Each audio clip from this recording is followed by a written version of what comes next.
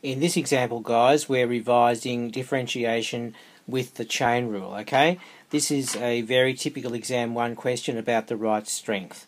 Okay, so let's go with it and make sure that you're comfortable with using the chain rule in this sort of situation.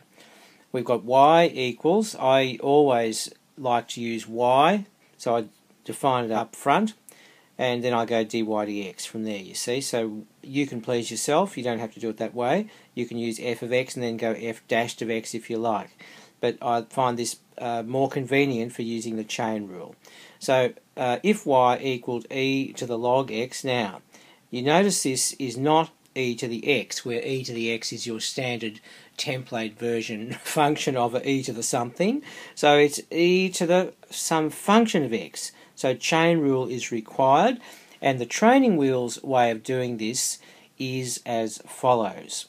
You say, alright, I'm going to reduce the complexity by making this beast here a single symbol, which I'm going to call u. Okay? And then you define u. u is equal to log of x base e. And then immediately you then take the derivative of this dy du. That's the derivative of y with respect to u. Okay? That's what you do. See that? That's dy du equals e to the u. Okay? We can now go straight for the jugular for the final step and say du dx, in this case here, is just simply 1 over x, because this is your base model template function for log, and the derivative of log is 1 over x. So du dx is 1 over x. Now we're set up ready for our chain rule now, guys, and this is it. We know by the chain rule that dy dx equals dy du times du dx, and there's the link in the chain, okay? And it's very easy to do now because we've set out everything straightforwardly above.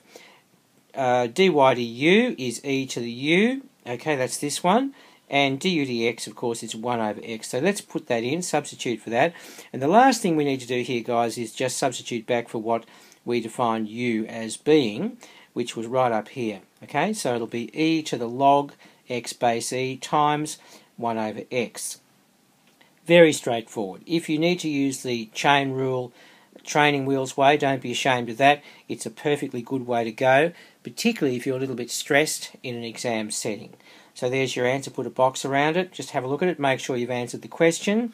Well, we've answered half the question, haven't we? But we haven't answered the second part here.